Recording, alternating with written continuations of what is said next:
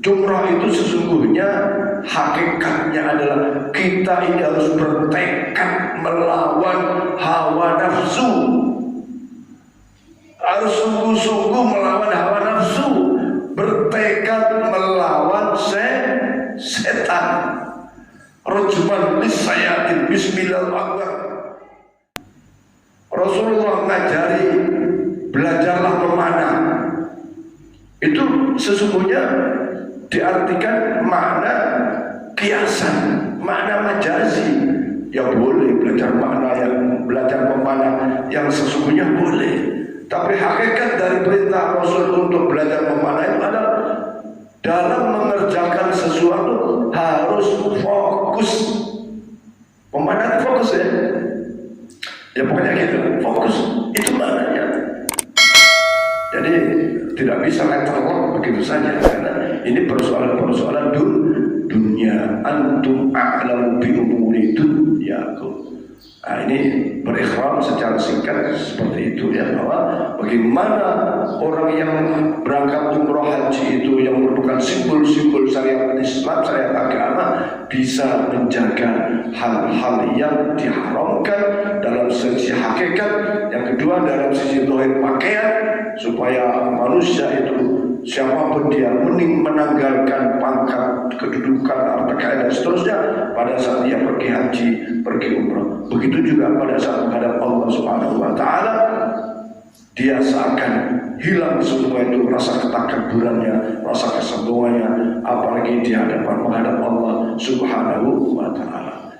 Yang kedua, orang umroh dan haji pasti tawaf. Ya Bu ya, nggak ada umroh nggak tawaf, pasti tawaf.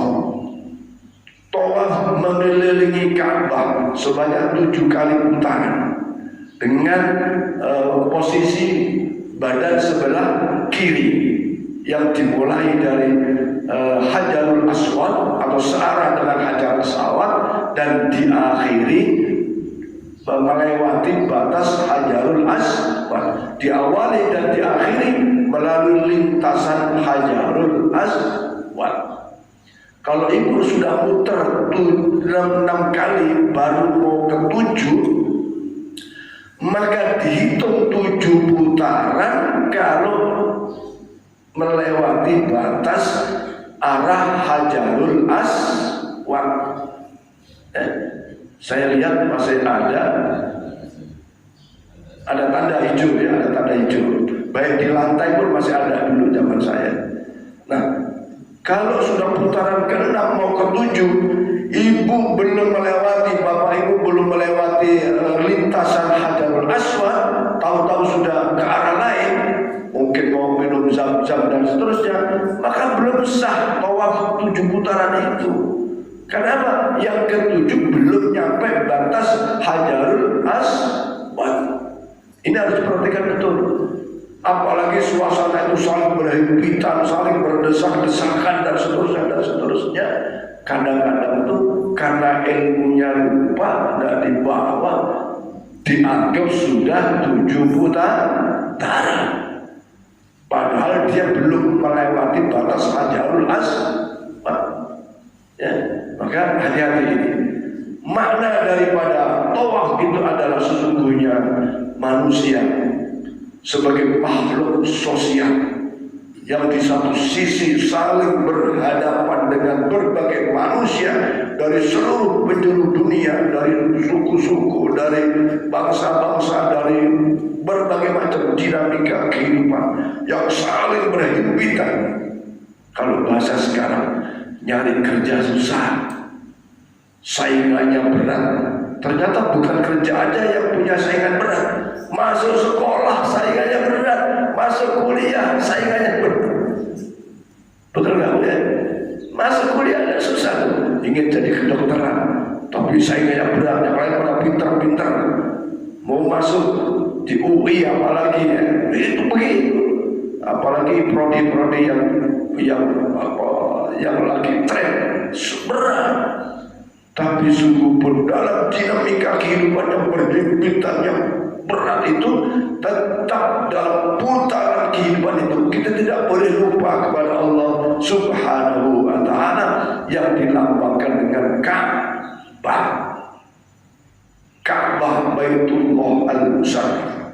Jadi ini hanya isyarat saja, bukan Allah, bukan sesungguhnya, ini hanya isyarat saja bahwa dalam berbagai dinamika kehidupan itu, mau senang, mau susah, mau persaingan apapun, harus kembali ingat kepada Allah Subhanahu wa ta'ala. Jangan ingat kepada Allah pada saat susah saja. Pada saat senang pun juga lebih lagi senang, harus lebih banyak ingat kepada Allah Subhanahu wa ta'ala. Ingatnya pun tentu saja, kenapa mesti 7 kalau cuma ingat? Ingatnya itu bukan hanya iling, tapi melaksanakan perintah-perintahnya, melaksanakan syariat-syariat Rasulullah SAW. Maka ada di situ putaran demi putaran itu ada doa-doanya sebagai bagian dari bentuk zikir ingat kepada Allah Subhanahu wa ta'ala. Doa putaran pertama, doa putaran kedua sampai putaran ke-7, ya.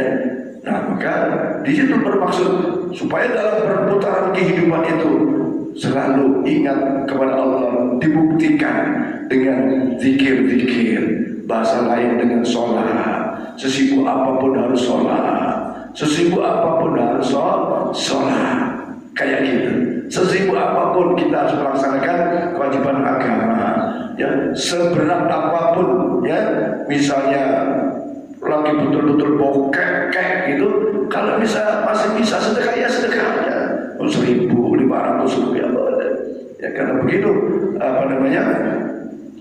di dalam perintah sedekah itu, mau lapang mau sempit, kalau bisa ya sedekah aja, tentu dengan jumlah yang berbeda-beda gitu. Nah, jadi makna tawaf sesungguhnya dalam dinamika kehidupan yang bagaimanapun, ya, yang bagaimanapun, yang senang, yang susah, yang longgar, yang sempit, yang sibuk, tetap harus ingat kepada Allah Subhanahu wa ta'ala. Dan ingatnya itu bukan sekedar ingat kayak orang lain eling, yang penting eling, enggak, tapi dibuktikan dengan pelaksanaan syariat agama, sholat dan kewajiban-kewajiban utama yang lain. Kemudian yang ketiga, orang umrah, orang haji pasti sa'i, ya. Inna Shafa wal Marwata min sya'airillah, bahwa Shafa, bukit Shafa dan Marwah sebagai bentuk daripada tanda-tanda syiar-syiar agama Allah. Apa sa'i? Sa'i itu perjalanan dari bukit Shafa ke Marwah, Shafa, Marwah, bolak-balik sampai 7 kali. Hal-hal yang dilupakan orang sa'i itu. Sekarang kalau saya lihat di gambar itu kan masih ada gundukan-gundukan yang dibuat di Shafa maupun Marwah. Ada yang datar, lantai datar, ada yang gundukan kecil-kecil, ya Bu, ya, betul kan? Dari Shafa, Marwah. Nah, di antara jamaah umroh dan jamaah haji itu mulainya itu bukan dari gundukan itu, tapi dari lantai yang rata itu. Nah, boleh. Kenapa? Shafa Marwah ini sebenarnya adalah bukit, dulunya bukit. Maka kenapa sekarang masih ada gundukan? Supaya orang sah itu dimulai dari bukit Shafa dengan menginjak gundukan-gundukan itu sampai Marwah juga menginjak gundukan-gundukan itu. Paham maksudnya ya? Jadi bukan lantai dasarnya. Maka harus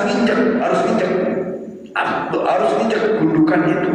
Tidak hanya putar di lantai saja, ya. Nah, ini secara syariat harus menginjak dari bukit Shafa ke bukit Marwah, menginjak dari semenan hitam lah, ya. Kayak batu hitam kan yang ditumpuk-tumpuk tuh. Nah, ibu di situ, bapak mesti di situ. Jangan hanya dari lantainya saja. Nah, padahal baina Shafa wal Marwah, bukit Shafa dan bukit Marwah, kebanyakan tidak dilakukan itu, tidak menginjak gundukan itu. Nah, hakikatnya as-sa'i itu di mana diperagakan oleh Siti Hajar, bahwa dalam usaha mencari kehidupan, nah, ya, Mencari kehidupan itu harus ikhtiar, harus ada usaha. Jangan kita susah cuma berdoa saja, tidak cukup. Tidak cukup dalam keadaan susah terus hanya minta, tidak. Harus ada bentuk ikhtiar. Saya tidak punya duit misalnya, terus saya di rumah saja cuma ya Allah. Itu ikhtiarnya kurang sempurna. Saya harus keluar rumah kemana? Ya terserah nanti. Yang baik ya Allah, tunjukkan jalan ya Allah. Kemana saya harus mencari ini? Itu nanti Allah kasih pilih. Oh, datang ke Pak Wahir, datang ke Pak Sobari, datang ke Pak Herman atau Pak Adirani, datang. Nanti datang silaturahmi, tahu-tahu itu padahal nggak ada niat mau cerita tentang kesulitan, nggak ada. Tahu-tahu itu mengalir pembicaraan itu, tahu-tahu dibuka pintu hatinya oleh Allah karena ada rezeki. Begitu. Kalau cuma ya Allah, tidak ada cukup. Maka ini isyarat dalam keadaan kesulitan bagaimanapun. Bayangkan Siti Hajar membawa anak Ibrahim yang masih kecil, ditinggal di padang pasir yang tandus kayak gitu, haus, tidak ada minum, bekal sudah habis. Ya kalau kita mau camping bawa bekal, ada matang, ada mentah, ya kan? Bahkan bawa kompor.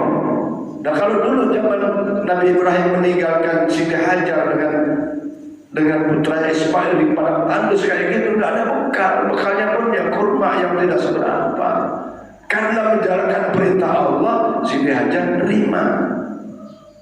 Hajar menerima karena ini perintah Allah. Nah ini bedanya dengan manusia sekarang. Walaupun perintah Allah kadang dilanggar juga.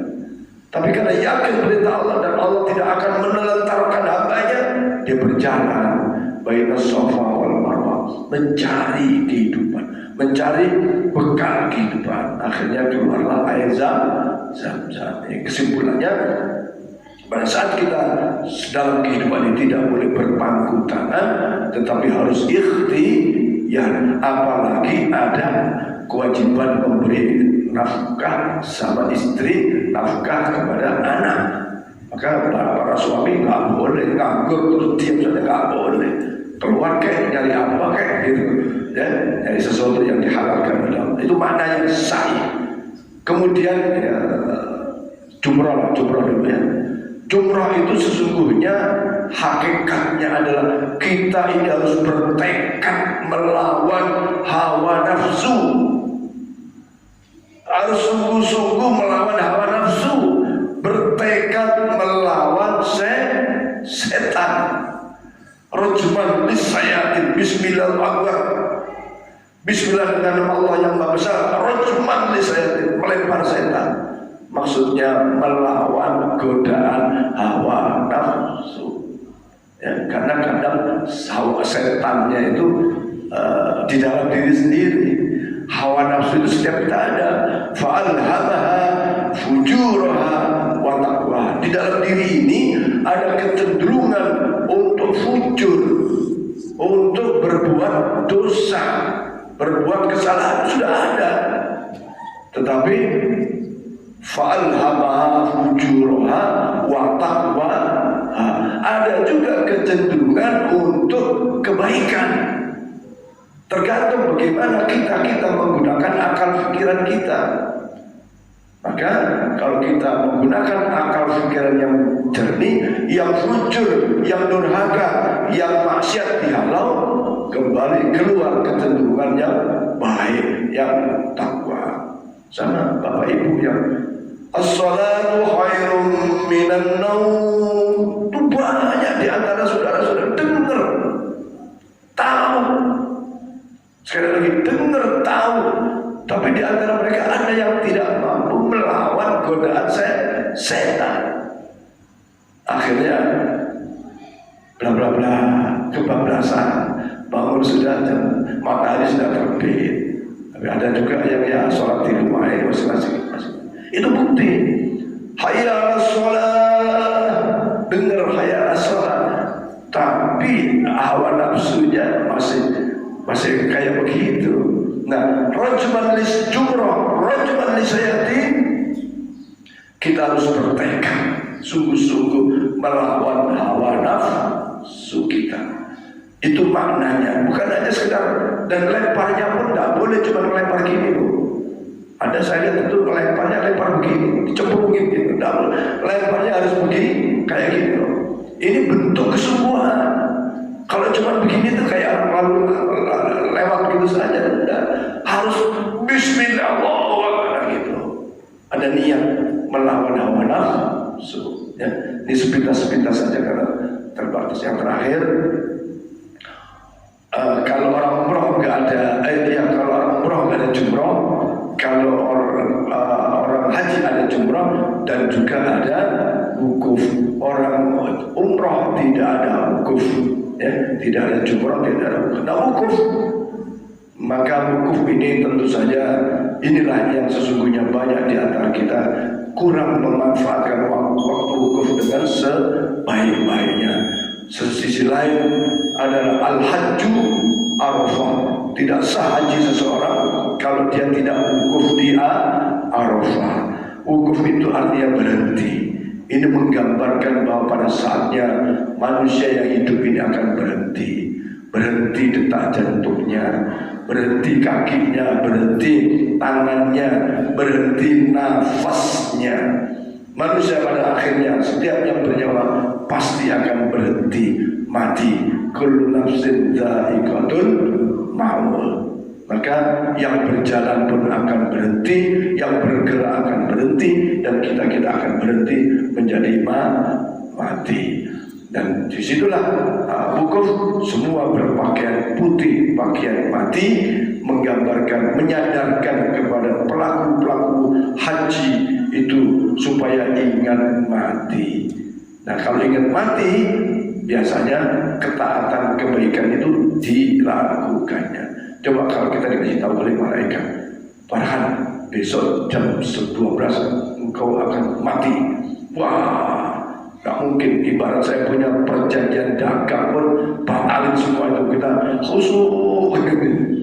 Ya, karena mati suatu misteri yang tidak tahu kapan mati kita, tapi kita yakin ada kematian. Di situ ada godaan, di situ ada godaan. Ya, kalau ingat sholat, nggak ingat tak sholat, ini godaan juga. Tapi kalau kita betul-betul ingat mati, maka insya Allah ibadah itu akan semangat. Maka ada syair mengatakan bahwa kalau ka'annaka tamutu i'mal lidunyaka ka'annaka ta'ishu abada wa'mal li akhiratika ka'annaka tamutu. Kalau dalam persoalan dunia, i'mal lidunyaka, bekerjalah untuk duniamu, ka'annaka seakan-akan kau hidup 1000 tahun lagi. Ya, seperti itu. Semangat dalam mencari nafkah, dalam mencari duit. Bahkan Rasulullah di hadis lain bersabda, kalaulah engkau berkesempatan menanam kelapa di saat detik-detik ajalmu, tanamlah kelapa itu, tanamlah kurma itu, supaya manfaat untuk anak cucu, untuk generasi berikutnya. Ini persoalan dunia.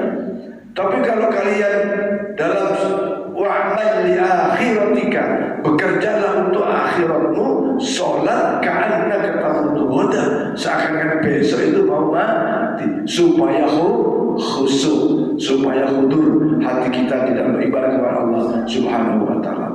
Hadirin sekalian, nah ini tidak nyampe waktunya ya. Baru ikhlas soal haji sudah waktu syuruk.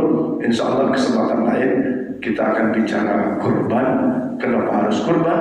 Maka ini perlu kurban, nggak perlu dipaksa-paksakan, ya, tetapi harus bagi yang mampu. Karena hakikat kurban adalah upaya untuk mendekatkan diri kepada Allah Subhanahu wa taala. Sisi lain, kalau kita melihat motivasi semangatnya Nabi Allah Ibrahim alaihissalam dalam berkurban, sehingga kita semua juga berupaya untuk hal yang semangat dalam beribadah, semangat dalam berkurban. Wallahu a'lam bishawab. Mungkin 5 menit saja kalau ada yang mau tanya.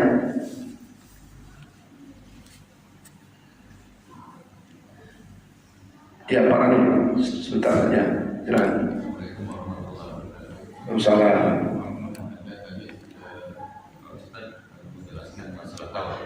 Ya, tawaf ya. Tawaf ini kan 7 kali putaran. Misalnya pada saat sebelum 7 kali putaran, mungkin 6 atau 5 tiba-tiba batal untuk apa juga, dan harus atau yang sisa 2 kali atau 1 kali itu. Ya. Baik, bahwa tawaf itu harus dalam keadaan suci. Ya, tahu-tahu putaran ke-6 batal, kentut misalnya batal, maka tentu harus ngambil wudhu. Itu susahnya luar biasa ya, bagi yang susah. Bagi yang dianggap enteng saja ada apa-apa. Bagaimana? Kan kurang, ya sudah tambah 1 kali putaran. Ya, tambah satu kali putaran, bukan mengulang lagi, bukan. Ya, ulang lagi, batal lagi, wah nggak selesai itu. Jadi 6 putaran kemudian batal, maka karena harus wudhu kan. Ini kalau batalnya karena kentutnya, karena buang angin. Kalau karena bersentuhan itu sebagian ulama boleh pindah madhab. Sentuhan laki perempuan bukan muhrim itu boleh, tak batal, dianggap tak batal. Ya, bagi Imam Hanafi. Kalau Imam Syafi'i kan batal.